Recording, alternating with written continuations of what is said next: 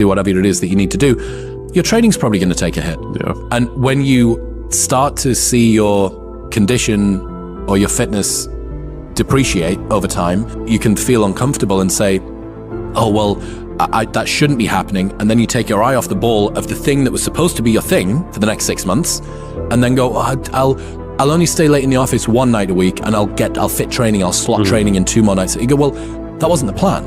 The plan was put everything into this one thing, level myself up, and then play catch up with everything else to bring myself back up to baseline. So yeah, choose in advance what you want to suck at is like a really, really good tactic, because it helps you when other things start to slip. It stops it feeling like an error or a curse of some kind, and actually is like, oh, this is part of the plan. This was actually part of the plan. Part of the plan was I wouldn't get to see my friends as much, or my sleep would suffer, or my fitness would suffer, or my business would suffer because we've just had a kid or whatever.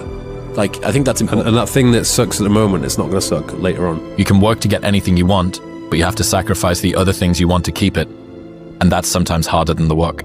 What makes something hard? Like, just in and of itself, like what actually makes something hard? Because habituation happens on both sides. And this is what I think is so fascinating, because it's like, okay, well, I wanted this big thing to happen. I wanted the Rolls Royce. I wanted the Ferrari, whatever, saved my whole life. And here I am, right? And I was happy for a week, and then all of a sudden I got used to it, right? So I was like, why can't I habituate to the suck? Right? Why can't I habituate to the suck? And the thing is that you do. The only thing is that what makes the suck keep sucking is what makes punishment effective, which is increasing intensity and variety. And so if you want to effectively punish someone, you can't just keep punishing them the same way. You have to increase intensity and change how you do it. And the beautiful thing is that life doesn't fight fair. And so life will change the intensity and will give you more variety. How many times have you been like, I didn't know life could suck in this way? So in thinking about that, it was like, okay, I think the reason that the hard persists is because the nature of the currency that you pay or that you exchange for the thing that you want changes.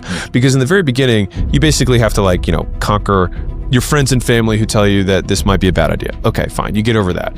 And then you have to conquer yourself in the most basic level of I have to do something. Okay, so you start taking action, you start learning how to learn stuff, which is learning through failure. And you realize you're not gonna die if you fail.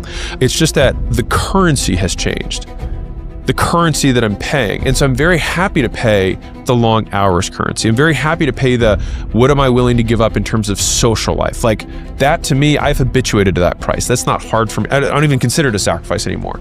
Once you learn how to work, the work itself is self-reinforcing and you enjoy it.